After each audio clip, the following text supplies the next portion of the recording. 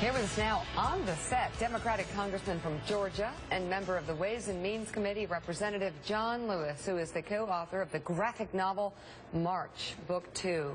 Fantastic to have you with us, John. It's great to thank you. Great to see you again, John. Well, good to see you, Joe. Yes, sir. Happy to be with you. Booming voice he's got. That's nice. Voice. So, Mike Barnacle asked you before, how many times have you seen the movie Selma? I've seen the movie 4 times. Have you really? And each time I cry. Yeah. Mm-hmm. What was the experience the first time you saw it for you? Well, the first time I saw it in Atlanta with 8 friends.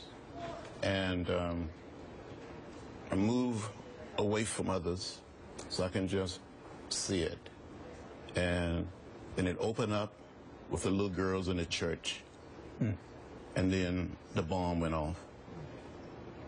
I lost it. I lost it at that moment. After the bombing of the church on September 15th, 1963, in less than 3 hours, I was at that church. I attended the funerals of the 4 little girls. It's only 18 days after the March on Washington. There was so much hope, so much optimism. You know, after the march was over, President Kennedy invited us all down to the White House. He stood in the Oval Office. He was beaming like a proud father. And he kept saying, "You did a good job, you did a good job." And he said to Dr. King, "You did a good job and you had a dream." And we were looking to the future. Watching the movie off by yourself in that Atlanta theater, did that transport you back to that extraordinary time as much as anything or more than anything over the past 40, 50 years? The movie really did it. The sit-ins, the freedom rides, the march on Washington, Selma, it all just came together. And that's what I think we try to deal with in March Book 1 and March Book 2. Isn't it extraordinary? I mean, I was born in Atlanta actually in '63. You're so young, Joe. I'm a young guy. I don't feel it. I don't feel it. And of course, at the same time, all of this was happening. Isn't it extraordinary? We have a long, long way to go. But isn't it extraordinary how far we have come in 50 years? Well, thanks to people like you. Well, the only thing I did, I just tried to help out. I moved to Atlanta in 1963, 23 years old. You knew something good was happening then. Oh, yes. You could sense that I had been born, right? Oh, I knew there was a little baby boy someplace along the way. So you moved there. Obviously, Martin Luther King was there. You moved there in '63. Why? Well, I've been living in Nashville as a student. I've been in Nashville for 7 years. I met Dr. King in 1958 when I was 18. I met Rosa Parks in 1957 at the age of 17. And being with Rosa Parks, meeting Dr. King, set me on a path. I didn't like segregation and racial discrimination, and I wanted to do something about it. I literally grew up sitting on those lunch counter stools, standing in front of those theaters that said white waiting, colored, white men, colored men, white women, colored women. I didn't like it. Did you ever believe at that time that you could be part of a movement that, in the words of Bobby Kennedy, would literally bend history? Well, I really did believe. I was inspired. I was inspired by the campaign and the election of President Kennedy. He gave us hope. He inspired us to find a way to get in the way, and that's what I did. Yeah. But also because you knew it was wrong. Mike Barnacle. I mean, that's why it had to change. Yeah, and it goes without saying that this is an extraordinary human being. I know. Who has participated in extraordinary national events in our country. And Congressman, we were speaking earlier about your participation in so many history-bending events. One of them, could you speak to, Martin Luther King receives the Nobel Peace Prize, returns to the United States, is invited to the White House to meet with the president. You're there. The issue is a Voting Rights Act. Tell the story. Well, you're so right. After Dr. King received the Nobel Peace Prize, came home from Europe, had a meeting with the president, and you said, Mr. President, we need a voting rights site. President Johnson said in his own way, we don't have the votes in the Congress to get a voting rights act passed. I just signed a civil rights act. So if you want it, make me do it. And we organized. We literally put our bodies on the line in Mississippi, in Georgia, in Alabama.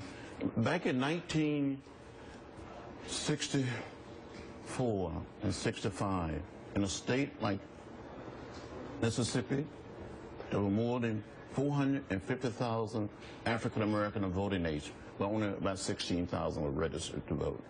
In Selma, Alabama, only 2.1% of blacks of voting age were registered to vote. There was one county between Selma and Montgomery that we marched through, Lowndes County.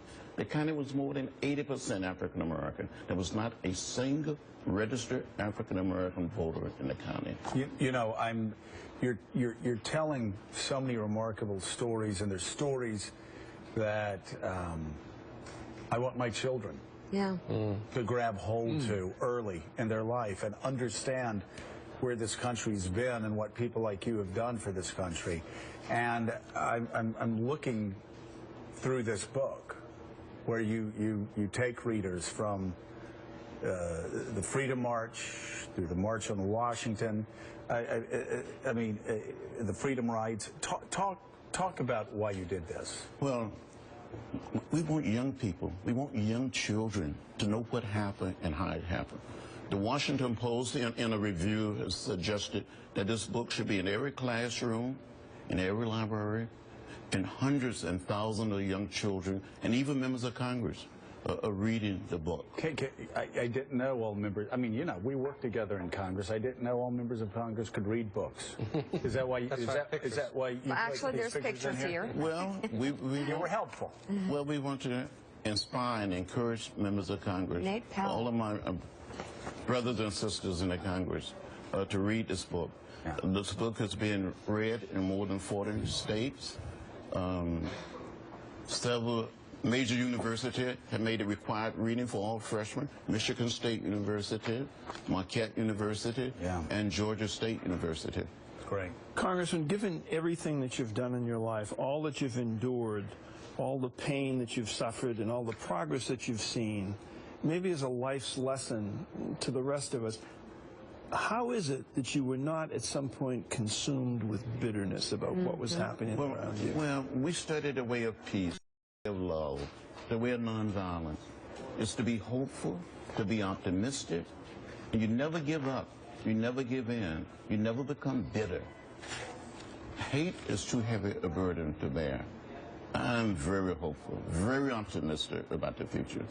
We have, as a matter of fact, next Tuesday in Washington, all the members of Congress, both Democrats and Republicans, want to see the movie Selma together on the Capitol grounds. So in that vein, Congressman, as you travel the country, what sense do you have of the impact of that movie? Do you sense that it's having much of an impact? What are you hoping that it will do that isn't done yet? Well, I think it's going to inspire and going to encourage people to study, to read, and try to do more to improve the state of race relation and create a sense of what Dr. King called the beloved community.